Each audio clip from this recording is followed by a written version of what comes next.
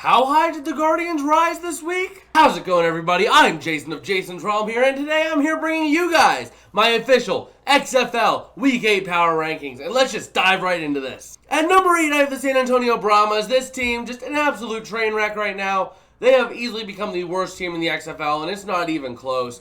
They have no quarterback play. They have awful play around the board. This team is just awful. They are going to not do much of anything the rest of the year. At number 7, close behind, is the Arlington Renegades, down 2 spots from last week. And this last week just showed their ineptitude. I mean, they really do not have a quarterback situation. They just signed a new quarterback here like today as of recording, so yesterday as of uploading.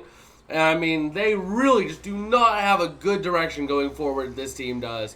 So really, I don't even know if they make the playoffs, despite their record. At number 6, I have the Las Vegas Vipers, not moving from last week because, well, they won and they are looking better than the Renegades. This team really starting to look good going down the stretch. They're starting to get things a little bit together. They're adding a little bit of depth at the quarterback position, which I find to be an interesting move for them, but they still, nonetheless, are looking solid going into the rest of the season.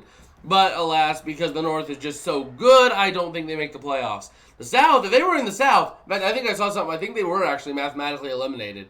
I think my math was wrong, so theoretically they are not able to make the playoffs anymore. So that is awesome for them. At number 5, I have the Orlando Guardians, up a whole 2 spots from last week. This huge win over DC, they are looking really good. Quinn Dormady really looking like a great quarterback. I think that they can sneak into the playoffs. Mathematically, they're not eliminated, and I think that they are just barely going to be able to sneak in the playoffs because they are really hitting their stride, and the Renegades and Brahmas are falling off completely. Speaking of teams that are falling off, at number 4, we have the Houston Roughnecks, down 1 spot from last week because they cannot beat a single team in the North.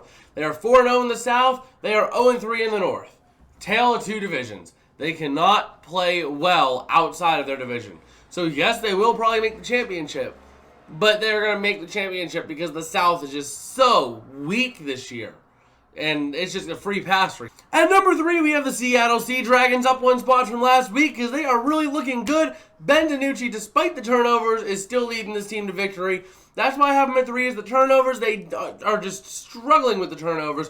Ben DiNucci almost leading the league in touchdowns, leading the league in yards, but also leading the league in interceptions. So if he can tone back those interceptions, this man can really do some damage in the playoffs.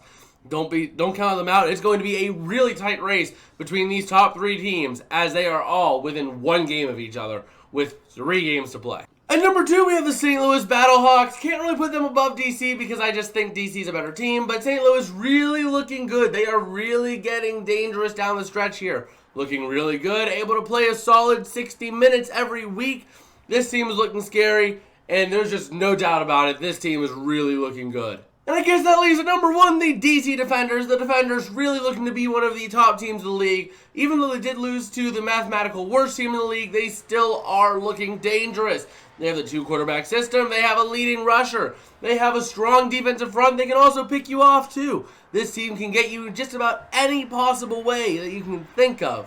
And that's why this team is so dangerous, and that is why they are number 1. Who are your power rankings? What's in those? Let me know in the comments below. Who's number 8? Who's number 1? Let me know. I want to hear what you guys have to say, and I will get back to all of you. And I guess that's about going to do it for me today, and I guess I will see you guys later.